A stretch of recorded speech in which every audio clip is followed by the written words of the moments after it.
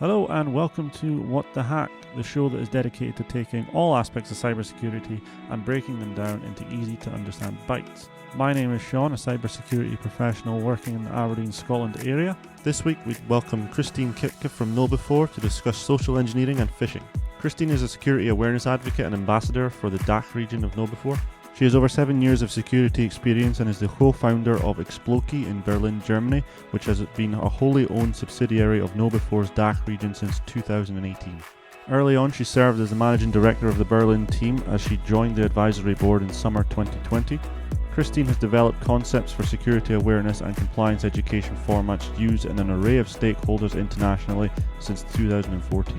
The multilingual, multicultural security content has received multiple international awards. Before Exploqii and KnowBe4, Christine held various positions in the IT and media industries and acquired experience in theatre and television production. For more than 11 years, the communications and creative expert worked in the field of explanatory video communication. We hope you enjoy.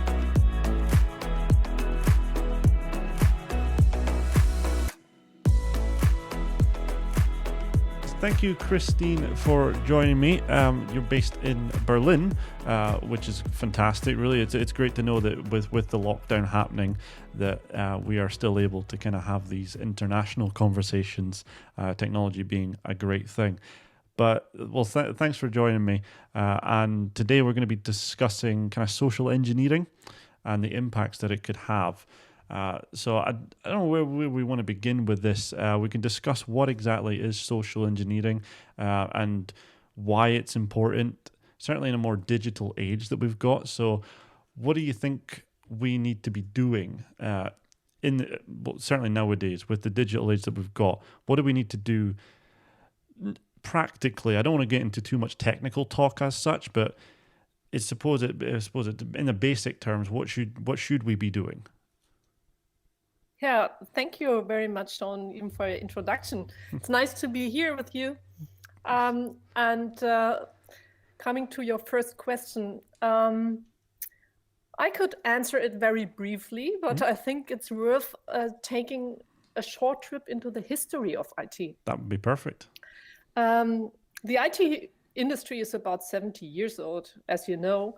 That's when the first computers and software programs were created, and at that time, such machines were extremely expensive, and only a few really big companies used them. Over the years and centuries, computers became cheaper and more powerful, and finally, in the 80s, the personal computer even entered private households. This was also the time when the internet was born. Until then, no one even thought about security. How come? Yeah. As you may know from my bio, I've produced explanatory videos in the past, and there you always work with images that makes things easier to understand. And here's an example. When the car was invented at the beginning of the last century, there were only a few of them in every city. So why traffic rules, traffic lights, stop signs, airbags? Today, everyone drives a car, and road traffic would be unimaginable without rules and safety components. In comparison to IT, today every little child already has a small computer in his or her hands, the smartphone. Yeah. So, okay, as it happens, you can also use it to make a phone call. But above all, you can always be online with it in a huge worldwide network. And the problem, however, is that the development towards this has been so fast that the issue of security in the digital world has been at least largely ignored. This applies to both the technology and the way we use it. And the latter is by far the greatest danger. So when it comes to what we can do to be more secure in the digital world, we must first ensure that we are using, of course, a secure IT infrastructure. That's for sure. And secondly, we must adhere to a few rules of conduct. And when we have already, and then we have already done quite a bit well. Sorry. Not at all. I think you've actually hit on something that's quite important. You'd mentioned in the 80s that's kind of when the internet was invented, along with the personal computer, if you like. Yeah. But what people, I don't believe, I think one of the biggest mistakes that we made with the internet was we didn't control it from the start. It just kind of got out of hand very quickly, didn't it?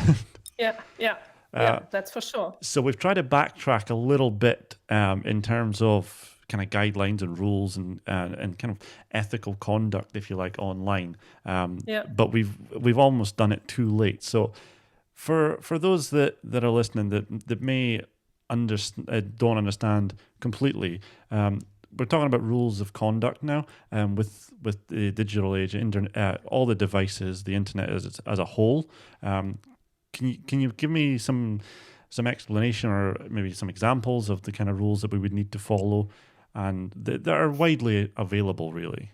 Yeah, definitely, Sean. First of all, we must all be aware that just as in the analog world, we are also exposed to dangers in the digital world. And they are even surprisingly similar. I mean, there are thieves and blackmailers and other bad guys in the digital world, just as they are in our real life. I don't leave my front door open wide at home. I don't entrust my keys, my car, or my jewelry to a stranger. I mean, this is very clear for everyone. All we have to do is to translate these things into the digital world and know where and in which devices we need to change the security settings. A good example is, I love this example, is the router at home. Hand on heart. Who among you has changed the default password? Yes. What about Alexa? Yeah. With all these smart home applications, for example. What about your smartphone security settings? Or do you allow Facebook to access your friends' contact information? However, far beyond these technical details, it's about developing, let's say, a healthy distrust. We need to readjust our danger radar. And then we are on a good way. Absolutely. I mean, you mentioned a danger radar. Just before I come on to that, actually, a healthy distrust is a very nice way of saying. Now, I can attest to very close friends of mine who tell me almost on a weekly basis that I've made them very paranoid and distrusting. I know this. I can put my hand up and say that I have changed my default password on my router, mainly because, like yourself, perhaps you're a little bit more paranoid and things like that, but it's mainly just we're aware of the dangers, but many people aren't. You know, when they buy the new smartphone, they immediately type in all their information that they need and they go away and do what they want with it for the intended purpose, but they forget the back end of things that they need to set up before they're able to do that kind of securely. The danger radar that you've mentioned here is quite an interesting term. It's one that hasn't actually been thrown around too often in my circles. So can you kind of give a bit of a clearer definition on that? It's actually pretty easy. First, we must all, each of us, be aware that we are a target for cyber criminals. And this is not just an issue for big companies to worry about. It's something we all need to do. Because one thing is clear. Even if companies do everything technical possible, there is no 100% technical protection against cybercrime. That's the fact. The biggest security gap is the human factor. And most successful cyber attacks have always targeted people. And then, secondly, of course, we must learn how to identify possible attacks. So first, you are a target. And second, you have to identify it. Yeah, that actually makes a lot of sense. I mean, you're saying that there's no such thing as 100% security when it comes to the cyber world. But I suppose that kind of translates pretty well into what we were talking about earlier, is the kind of physical world as well. You know, if someone wants to break into your house, they will find a way to do it, no matter how difficult it is. But they will. Yeah, absolutely, they will. I mean, you can have 5 locks on your door, but they will still break them if they want to get in bad enough. However, what we're looking at here is cyber criminals are, for want of a better term, they're lazy, and they want to go after the easiest targets. You know, they want to go after people that don't have the security in place. So if we make, I suppose, just a little adjustment, you know, put 1 lock on the door, if you like, that's enough to deter some of them. Yeah. I suppose the question being, if we're all a target, what are the main threats? What cyber criminals look for? I suppose the most common ones, you know, phishing attacks being one of them, for example. But what would you say the most common threats that we should all be aware of are? Yeah, the phishing attack is the most common, of course. Yeah, it's one subset of social engineering. Yeah.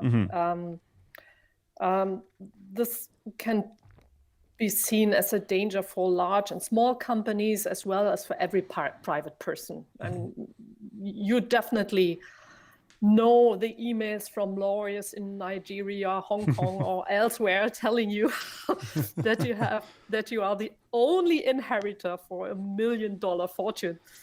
But before you accept the inheritance, of course, you have to pay a consulting fee. And even though the scam should be known by now, people still fall for it and transfer money. So it's unbelievable, but it's true. Yeah.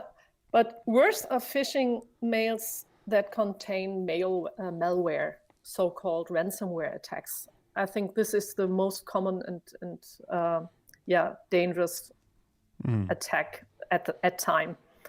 And these mails contain attachments, for example, an image or a document. And as soon as you open it, the malware installs itself on your computer in the background. Or the attacker steals data from you, which he or she sells on the darknet. By the way, are there existing female hackers? Do you know that? It's always surprising. Yeah, I mean, or a next possible thing is that your data is encrypted and you're asked to pay a ransom. So payment is the only way to get the decryption key back, but even that is not guaranteed. So in other words, a pretty bad starting position for you, you can say. Yeah. So. And such attacks are usually accompanied by other attacks, for example, by phone calls or via supposed change encounters at trade shows, airports, train stations, hotels, and so on. So this is very typical at time. Yeah, I mean, we'll talk about ransomware just there. Ransomware is considered one of the worst attacks that there is, because it physically holds your data or your company's data at ransom. You know, it holds it hostage until you either pay up or find a different solution to the problem. Am I right in thinking that ransomware is very it's very damaging, but is one of the easier ones to prevent from happening? Simply by backing up your files quite often. The reason I say this is I do know of a company that was a victim of a ransomware attack not too long ago, and they had suggested, they actually thanked me for my advice of backing up their files, and they'd managed to do that only the day before. Wow! Yeah, Congratulations! It was very, very lucky of them, to be honest. Usually they do this a day after. Yeah, well, it's not a problem until it becomes a problem. That's the, I suppose, cybersecurity is thought of quite widely as a bit of an insurance policy that you shouldn't ever want or need. But yes, most people realize the fact too late.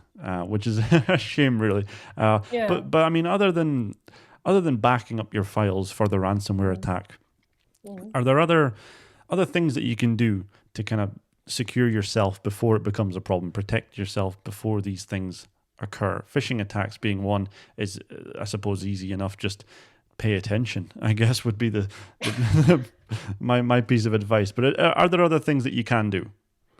A good question, Sean. I mean, you have to know that the cyber criminals are becoming more and more professional, and phishing emails are more and more authentic. That's the bad news. But the good news is there are some red flags about which you can identify that an email is a phishing mail. Yeah, for example, do I know the sender?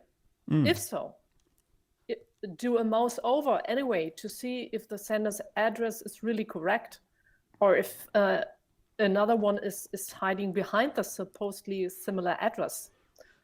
Or was the email sent at the usual time that the sender usually sends emails? This is pretty easy to check.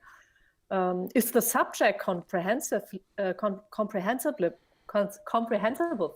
for me? Did I expect any correspondence on the subject, for example, because there was a phone call beforehand?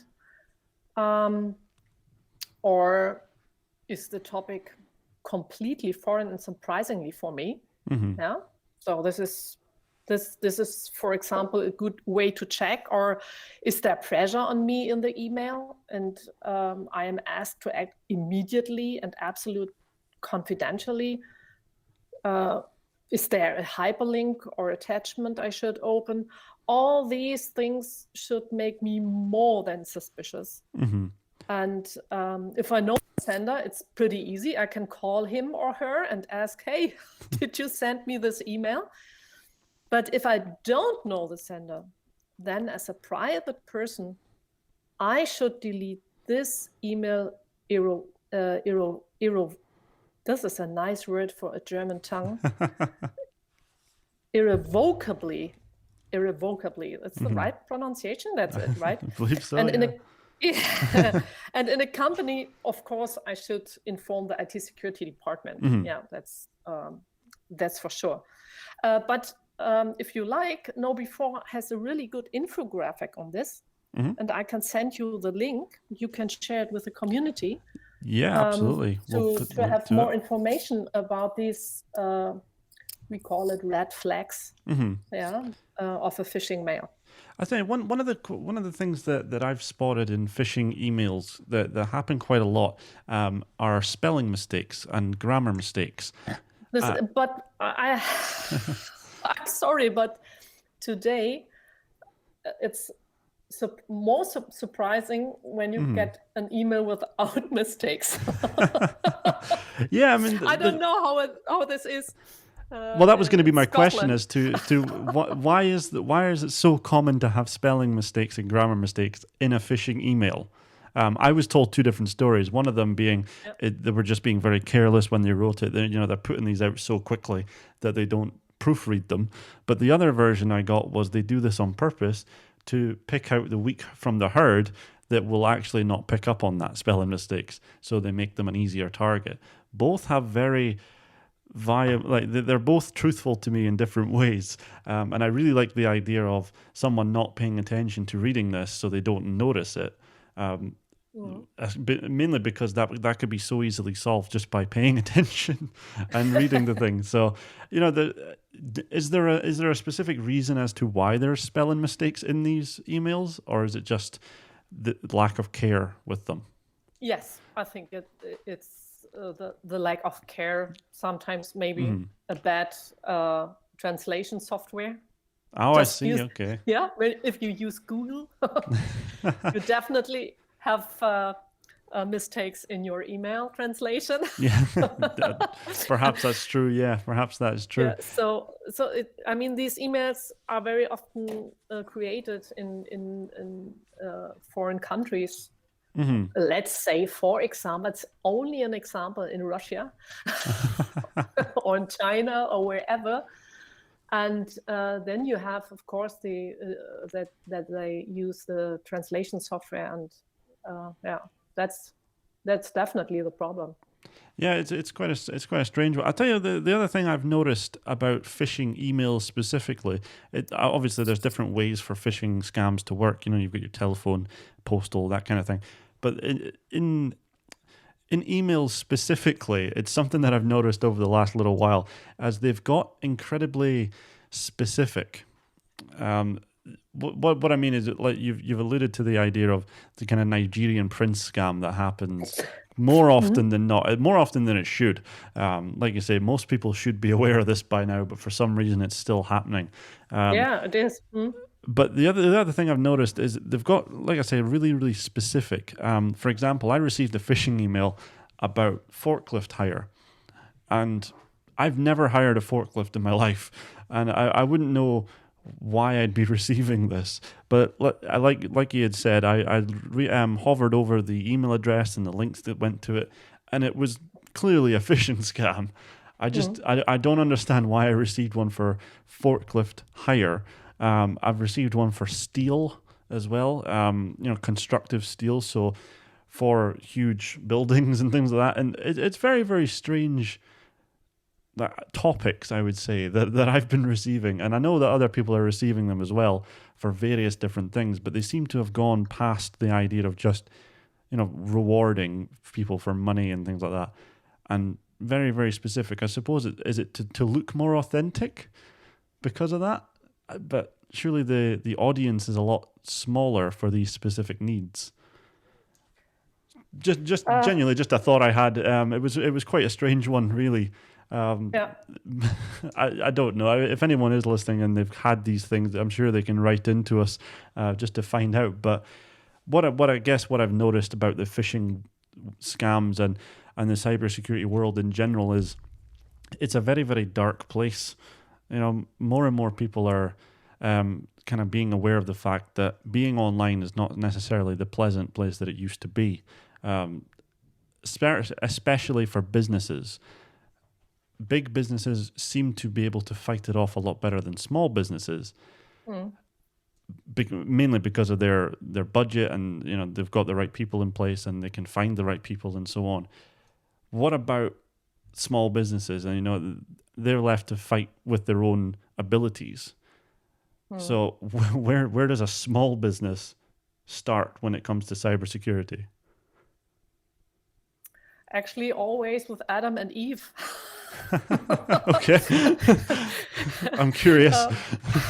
As already mentioned, first, an important thing is that you must be aware that you could be a target. That's it. I already said that. And that means, for example, if I'm a subcontractor, for example, the actual target could be one of my customers, not myself. So this you need to have this always in your mind, even if you're a small business unit. Of course, one should do everything technical possible: firewalls, antivirus, VPN, you name it. But small businesses should perhaps better use a service provider here on that side. When choosing one, please always emphasize the importance of IT security for you. And awareness training should also be offered by your external provider, so that you are on the safe side, to get your employees on board, to be more aware of cybercrime. And here, of course, the size of a company is essential for the type of training. That's for sure. And it always can be a colorful bouquet of different training formats, both face-to-face trainings and online trainings, of course. I think the most important thing is to know that training courses should be varied and tailored to respective user groups. Nothing is worse than training everyone in the same way with a watering can. And many companies do this. Yeah, even big ones. And this is really boring and frustrating for the audience. Yeah. Oh, absolutely. Yeah. And it's HR is a big one for that, to be honest. Health and safety is another one. So yes, I can completely sympathize with that. Yeah. It's always better to have many short training sessions than one long one. So in other words, it's better to have small, easily digestible snacks than a large plate of German schnitzel with French fries and mayonnaise and ketchup. Yeah. So you see, again, a suitable picture for explanation. Yeah. Oh, absolutely. But even then, the knowledge is one thing. Acting on is another. This has a lot to do with behavioral psychology. I have sorry, but this would also fill its own podcast. This is a very huge topic, but nevertheless. It's very easy. It's very important that you therefore have to test what you have learned to make a long story short. Yeah. For example, with simulated phishing attacks, because theory and practice have to go hand in hand. That's like always in life. Yeah. Yeah, I would agree with that. Actually, I mean, it wouldn't be the first time I've said that what I learned in school was not applicable to what I learned in the real life in my job. So going through a training seminar isn't necessarily accurate to what you receive in real life. Yeah. So I suppose simulated training and things like that would be quite effective in that area. A good start for a small business could be that an outside vendor could do a workshop, for example, with your team, explain what cybercrime actually is, what a threat is, and how best to behave. This could be a very good start and a contribution to an initial awareness. So the most important thing is simply, and this is in big companies the same as in small companies, it's simply that you get everyone on your team on board and that you make it to your top priority. Yeah, that's the important thing. I think it's very important that you bring that up, actually. I mean, a company is only as strong as its weakest link. And rightly so, that is what a cyber criminal will actually target, is the person who is the easiest to manipulate or to kind of get past, really. It was interesting that you had mentioned that the training should be almost tailored to the size of the company, which that was quite an interesting idea, that bigger companies may require more training. I think that's probably true, mainly because they've got more things going on. There's different departments and so on and so forth. But if you get the IT infrastructure correct and you train and test your employees and your defenses, if you want to call them that should see you through, I think, most cyber attacks. But obviously, cybersecurity is a very fast-moving and the security is reactive, I guess is the word, because new attacks happen almost every day, things that we have to learn and protect ourselves against. And once we protect themselves against the attacks, a different attack will happen, because the cyber criminals have to keep moving forward. So are there anything else that we can do to protect ourselves? Are there any more let's call them best practices that we can do? Yes, of course they are. But first, let me say that everybody has to be aware that cybersecurity is not a sprint. Sprint, is this a short run? Is a sprint? Is this the right word? Absolutely. It's not a sprint. It's a marathon. Yeah. So, as you mentioned, the development of attacks are that fast. You have to train and you test continually. It's going on and on and on, and you are never ever finished. Yeah. Yeah. So this is important to know. But let us go back to your question regarding best practices. The most important one is probably the topic of password security. It's the most popular thing. Do not use default passwords. We just mentioned it before with the example of the router. So PASSWORT 1 2 3 4 is pretty easy to crack. Yes. Yeah. So use strong passwords, of course, and a separate password for each account. This is basic. Yeah. It's best to use a password manager with a strong password because you won't able to remember all your different passwords for all your accounts. This is very difficult. That's actually the next question. Is very, very, very helpful. And never share passwords with other people. And don't write it on a Post-it, of course. It's amazing how often that happens. And another really good thing is to use a multi-factor authentication.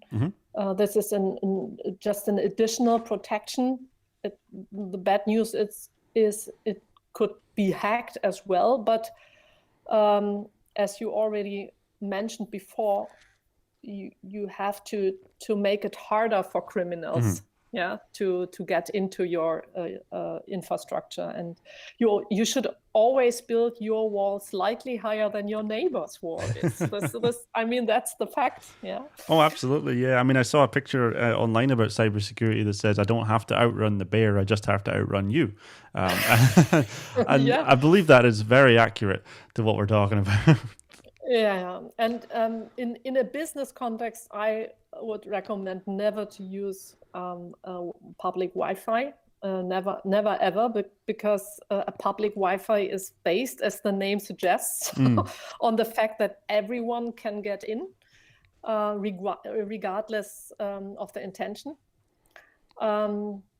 Then another point is turn off your Bluetooth when you don't need it, because Bluetooth is a great gateway for cyber criminals.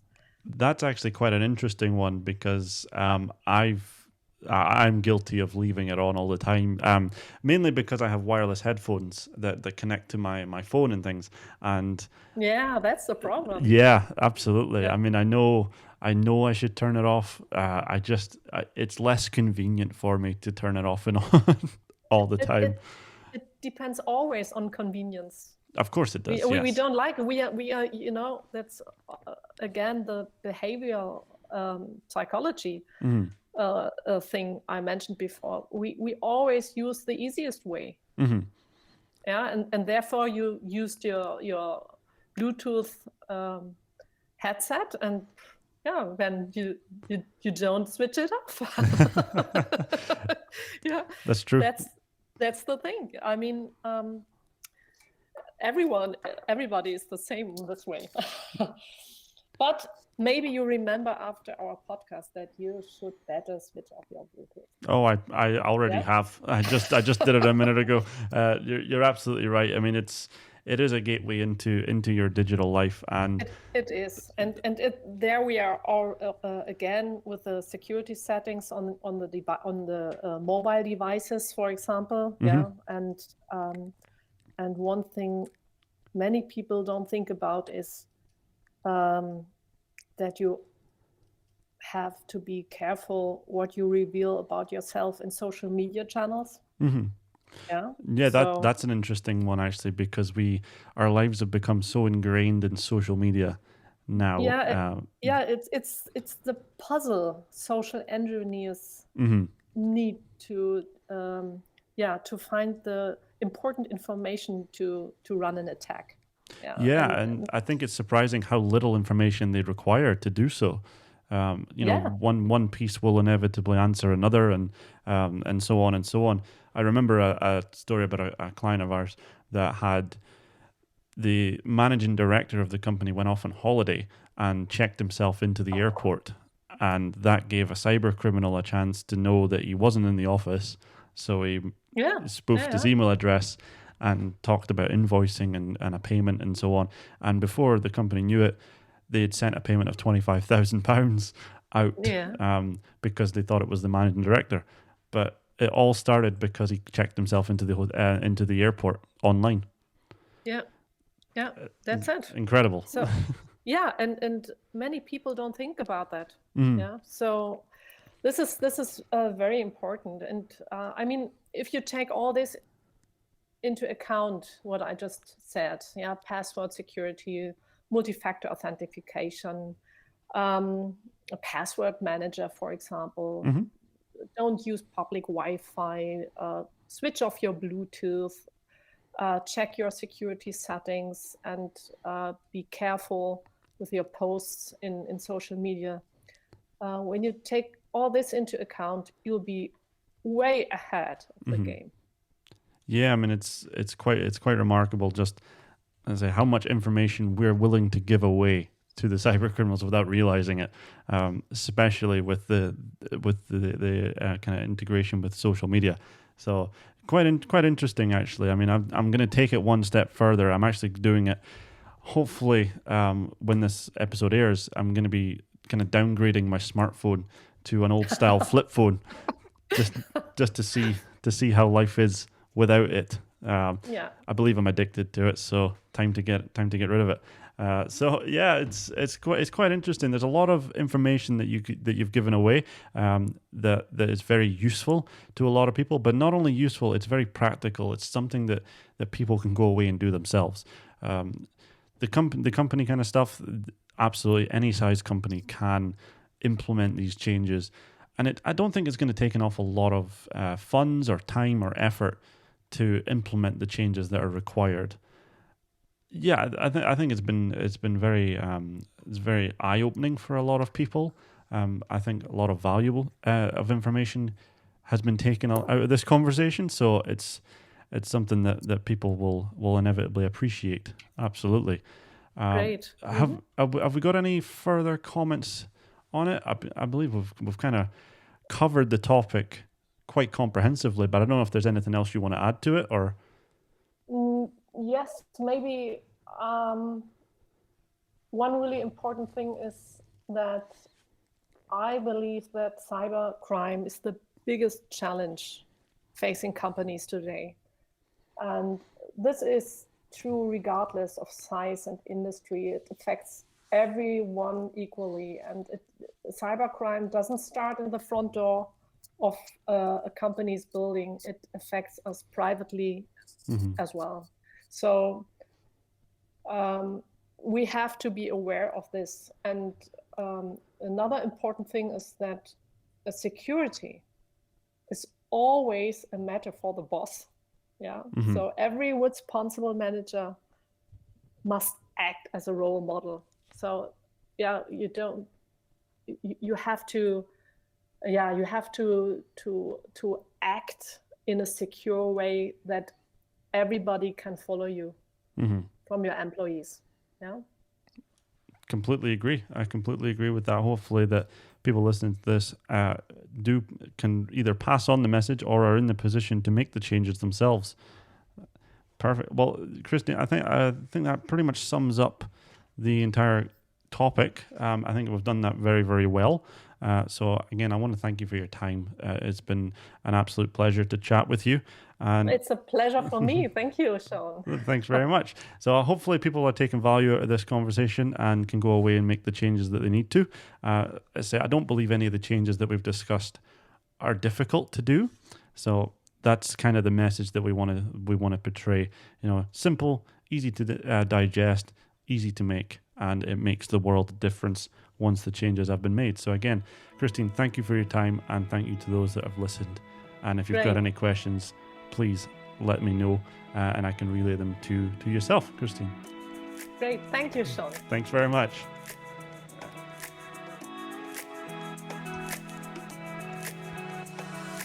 That is all we have for this week. Thank you so much for listening.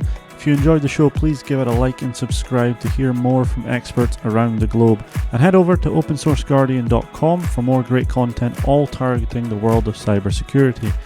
Until next time, remember, it shouldn't be complicated, so we don't make it so.